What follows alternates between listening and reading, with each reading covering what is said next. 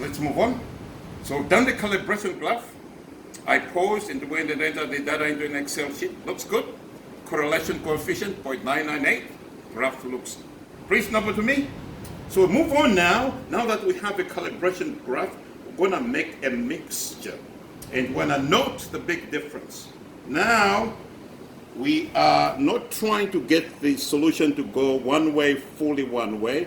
We're using 0.002 molar of the iron 3 plus and 0.0002 molar of the potassium thiocyanate, because we want the system to stop somewhere in the middle, somewhere in terms of the reaction. And then, if we measure the absorbance, and we know the total volume after each addition, then we can calculate the concentration, and if we know the volume, we can find the moles, and that allows us to find the concentration of the three things in there. The iron, unreacted iron 3 plus, unreacted thiocyanate, and the complex ion Fe, SCM. So, all right, we'll start with the 4 milliliters of one reagent. In this case, the iron 3 plus. So let's go. This is 1 milliliter. Gotta know how to do your auto pipetting.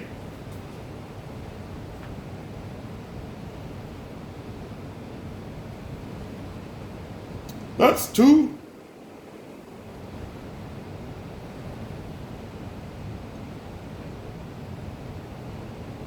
Three.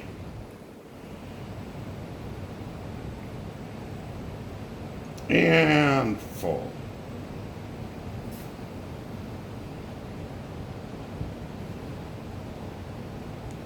Done with that. Put that aside so I don't get confused. Here's the other autopipetter set at 0.5 milliliters, 0.500 milliliters. I'm going to add increments of that.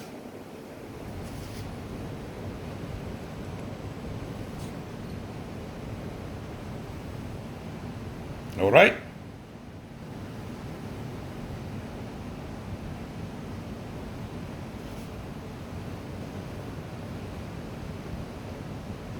Add that. Close it. Stir.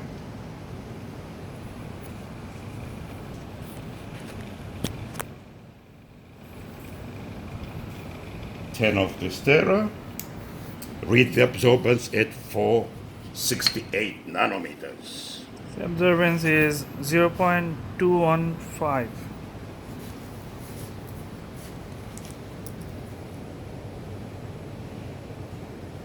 Moving along. Second addition.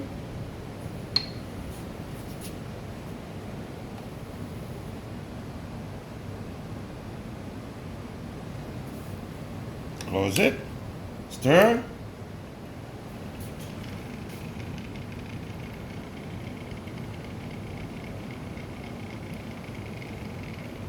Turn it off. Wait for the system to stabilize.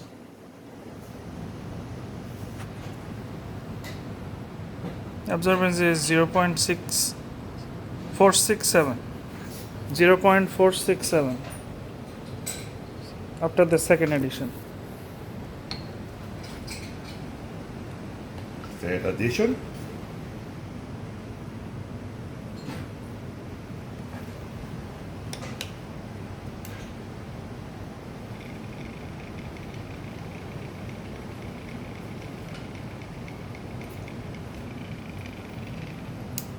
Turn it off.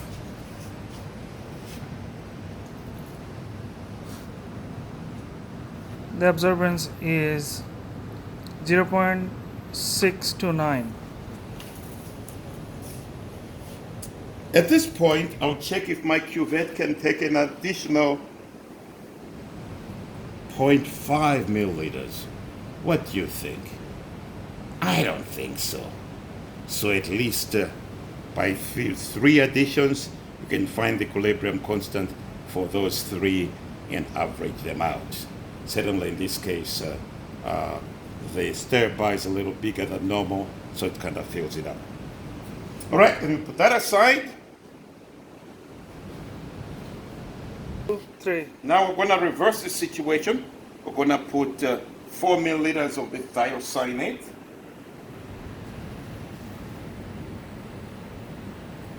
All right, 1 milliliter, so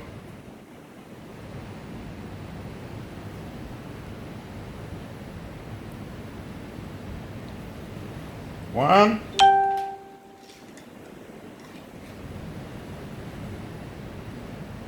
two,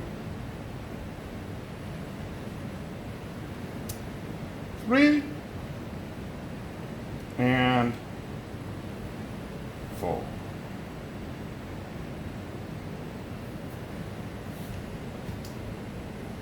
Put that aside.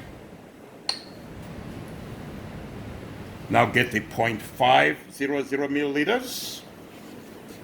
Get the pipette tip.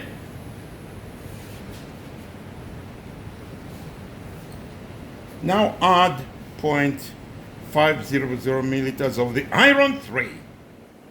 Put that up, make sure it's half. Put that in. Close it. Stir.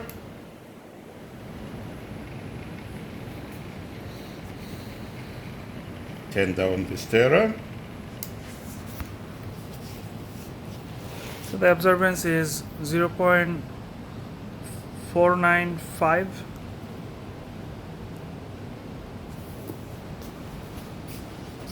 Right, second addition.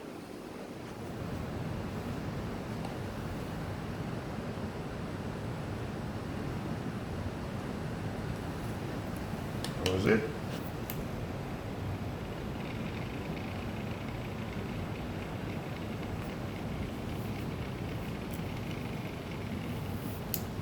Tensor off.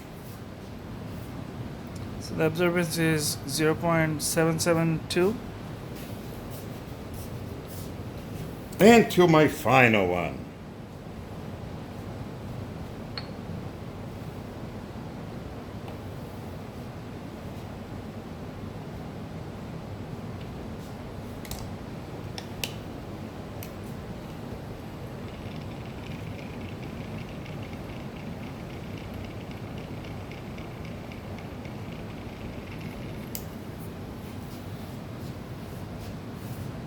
That's the third addition. And the absorbance is 0.907. So let's think about what is going on here. We start with 4 milliliters, say, of the iron 3, and we add 0.5. We know the total volume of the solution, all right? And we measure the absorbance. Since we know the total volume of the solution and we measure the absorbance, we can go to the calibration plot and from that determine the concentration. Now look at this, my friends. If you know the concentration and you know the total volume, you can find the moles. Okay. Moles of what in this case? Moles of the colorful product. The product, the iron 3 plus thiocyanate complex. So we know the number of moles of this product, but we know the number of moles of each of the reagents that we put in to start with. So we know how much of this, how much of that has gone into that. Therefore, we can find the remaining moles here, divide by the total volume. We know the concentration of each of the 3 reagents. We can calculate the equilibrium constant. So by doing 3 runs of the other one and 3 of the other one, we can then have 6 runs, and we can average the equilibrium constant for those 6 reactions. There's just one more thing we need to do. We have here our solution. Close it. Sort of figure out the intensity there. Now, we know we can determine whether the reaction is exothermic or endothermic by considering what happens when you change the temperature. So if you kind of reference, actually, I think I'm supposed to do this. Split it in two. All right, so that's our reference. And then I'm gonna put this is in ice. This is just regular water ice.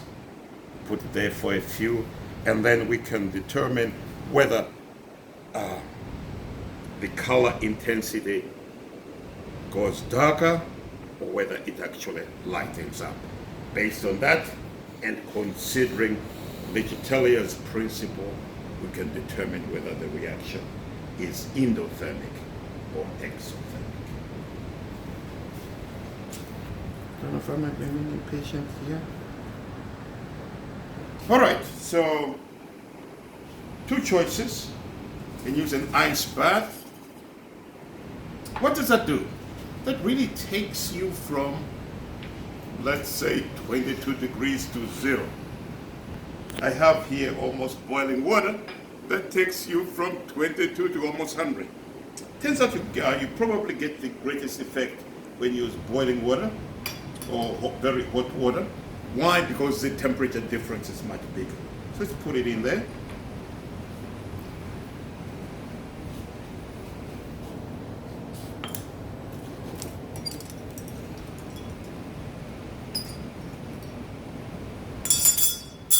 Gotta give it time, of course, for the heat to go in.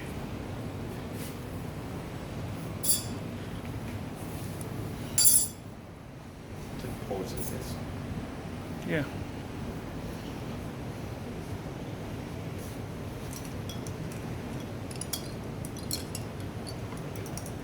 Okay.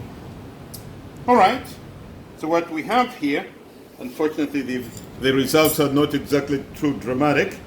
This is the one that was in boiling water, and this is the one that was in ice. And what you'll be able to see, hopefully, is that the one that was in boiling water is slightly lighter color compared to the one that was in ice water. So based on those two then, and applying Legittelia's principle, should be able to determine whether the reaction is endothermic or exothermic. Right, my friends? That's our lab number 5. See you in lab number 6. Thank you.